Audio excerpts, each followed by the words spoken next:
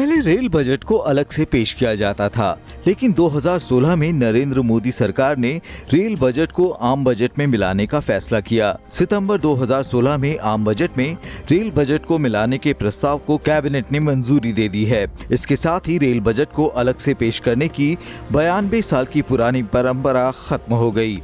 Rail budget को आम budget में विलय के लिए राष्ट्रपति ने भारत सरकार कामकाज का आवंटन नियम 1961 में संशोधन को मंजूरी दी।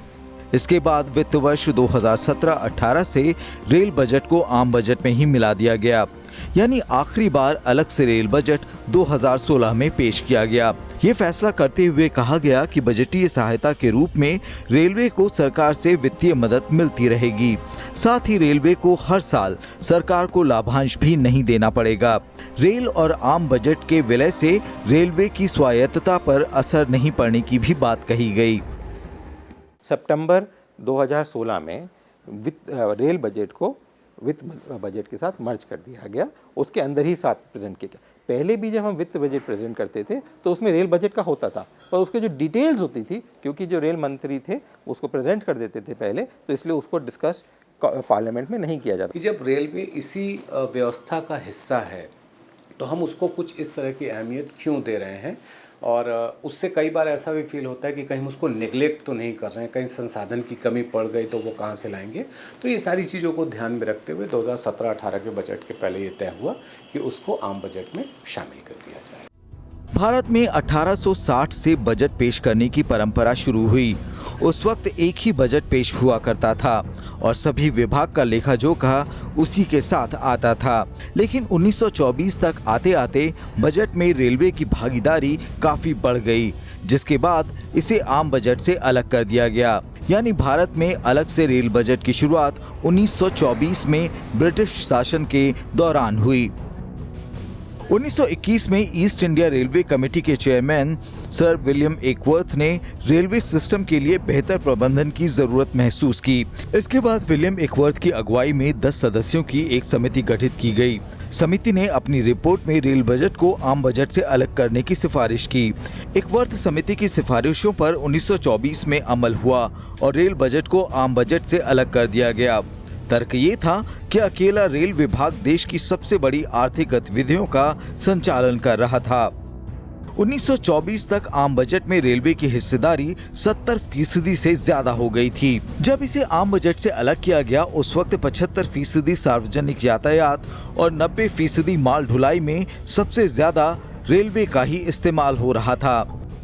1924 तक रेल बजट अलग से पेश नहीं होता था। 1924 में पहली बार ऐसा हुआ कि रेलवे की जो आकार है उसको देखते हुए ये तय किया गया, जो तत्कालीन सरकार ब्रितानी सरकार थी, कि रेलवे के लिए अलग से बजट पेश होगा।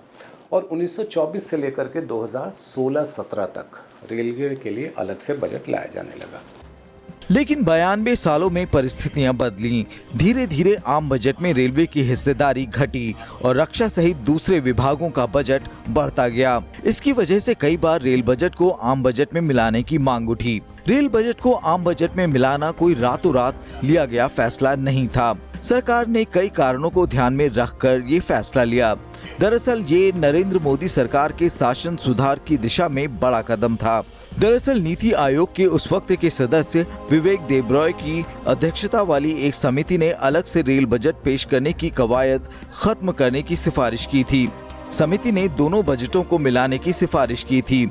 इसके बाद अगस्त 2016 के दूसरे हफ्ते में बजट के विलय के लिए वित्त मंत्रालय ने 5 सदस्यों की समिति बना दी। समिति से 31 अगस्त तक अपनी रिपोर्ट सौंपने को कहा गया। समिति में रेल और वित्त मंत्रालय के वरिष्ठ अधिकारी शामिल थे।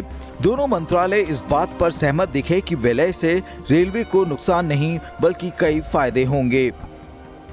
देखा गया कि हिंदुस्तान और चरमों में भी बहुत चल रहा है, सर्विसेज सेक्टर है, एजुकेशन है, इंडस्ट्री है, तो सिर्फ रेल को ना फोकस करते हुए उन्होंने कहा कि इसको वापस अब मर्ज कर देना चाहिए। उस समय जरूरी था वो चीज़, आज के समय में उसको अलग प्रस्तुत करना उनके विचार में ठीक नहीं था। मेरे विचार से ये बड़ा अच्छा कदम इस सरकार ने पिछले चरण में उठाया।